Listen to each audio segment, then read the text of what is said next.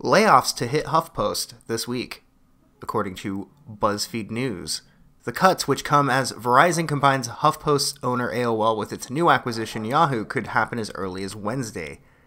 The HuffPost newsroom is bracing for a round of layoffs this week, according to 4 people familiar with the matter. The cuts are said to be coming as early as Wednesday. It's unclear how many newsroom jobs might be affected. Verizon, which owns HuffPost owner AOL, is preparing to make broader cuts at the company in the wake of Verizon's acquisition of Yahoo, a deal that closed on Tuesday. The Wall Street Journal reported last week that about 15% of the employees, or 2,100 people, will lose their jobs at AOL and Yahoo, which have become a combined entity called Oath. The changes at HuffPost come during a moment of leadership transition for the left-leaning news outlet. After founder Arianna Huffington stepped away, Star New York Times editor Lydia Polgreen took over as the new editor-in-chief earlier this year. Polgreen has rebranded the site from the Huffington Post to just HuffPost, redesigning the homepage and promising a new era of progressive journalism.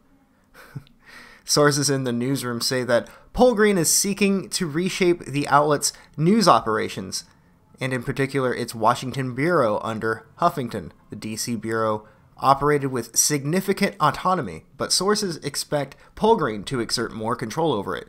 Last month, Polgreen told BuzzFeed News that she is positioning the site in line with the spirit of tabloid-era righteous indignation.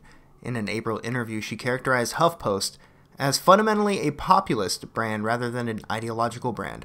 She tapped New York Daily News editor Jim Rich as executive editor, and last week announced a handful of other newsroom hires from competitors like Guardian US and Mike. Well, the Huffington Post was always made with the deceivious intention of exposing the crazy people on the left and making them say in public what they were typically only comfortable saying behind closed doors, and it worked like a charm.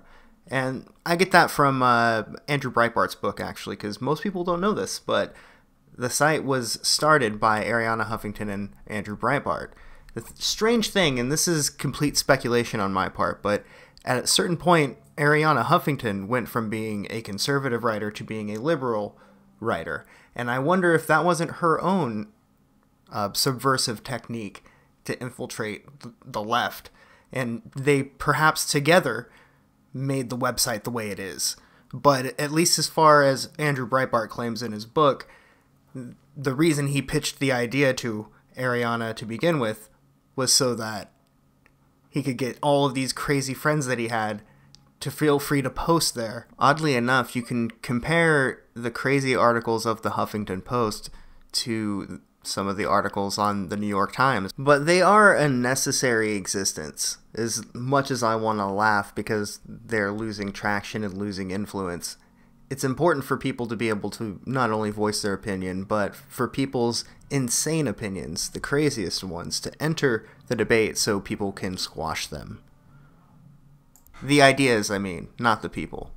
But it is funny how BuzzFeed News is reporting on this. It almost sounds like they're gloating as well, considering that they would be very close on the ideological spectrum. You would think they'd be a little more friendly toward one another. But regarding the Huffington Post, the craziness can't certainly sustain a whole company. So there has to be some reason within your news outlet, right? That's why they actually used to have Greg Gutfeld from Fox News. He started from the Huffington Post as their token conservative guy. And they kind of need something like that in order to keep afloat, I think.